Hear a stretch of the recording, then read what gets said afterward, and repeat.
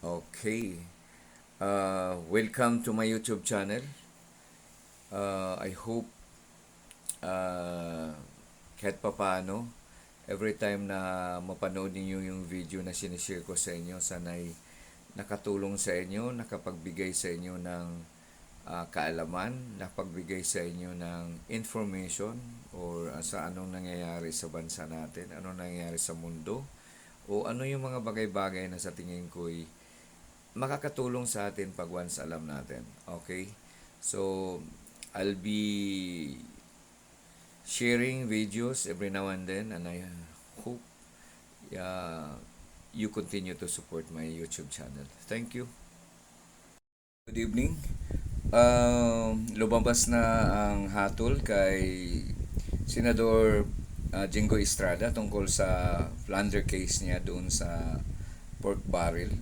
So, acquitted siya sa plunder case.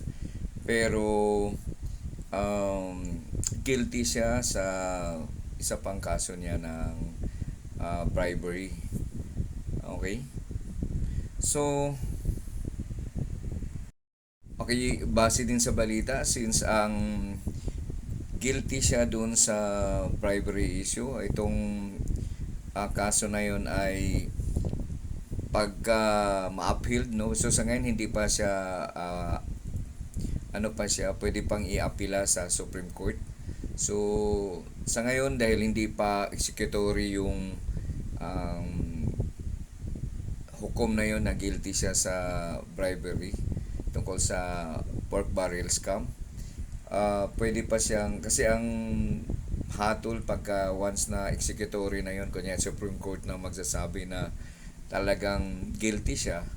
So, ang kaparusahan doon sa bribery issue na sa kanya ay pag walang kasama na doon ang hindi siya pwedeng mag-hold ng public office or to hold uh,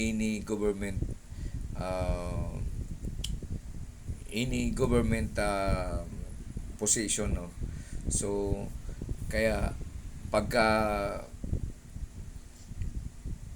pero iapila pa naman nila sa Supreme Court pagka sa Supreme Court magdesisyon na talagang ganun din ang hukom nila tulad ng hukom ng Sandigang Bayan. So di na pwede si Senador Jingo Estrada mag-hold ng office. So big sabihin bilang senador, kung hindi pa siya, kung lalabas yung issue na yun na senador pa siya, so pwede na siyang aalisin sa pagka-senador, no? So sa ngayon na appealable pa naman yan, pwede pa niyang i-apila sa Supreme Court. So manatili pa rin ang posisyon niyang pagka-senador sa ating Senado. Okay, so base sa sinabi ni Senate President Mig Soberi, sabi niya hanggat hindi pa naman executory yan, kasi nga i-aapila pa sa Supreme Court sa mga sa lawyer ni Senator Estrada, ay manatili siyang magsiserve sa Senado. Yun lang, sana'y mabigyan ng hustisya si Jingo Estrada, Senador Jingo Estrada. So lalabas talaga ang na wala siyang kasalanan. So para manatili pa rin siyang maging senador natin. Maraming salamat at sana'y tuloy pa rin ang pagsuporta nyo sa YouTube channel ko na to.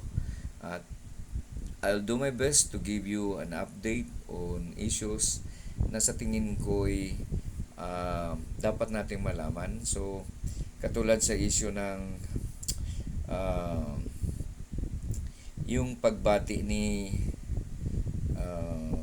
BBBM sa pagpanalo ng bagong presidente ngayon sa Taiwan na ikinairita ng China, Government of China. So, yun ang susunod kong gustong i-share sa inyo. Maraming salamat. Bye for now.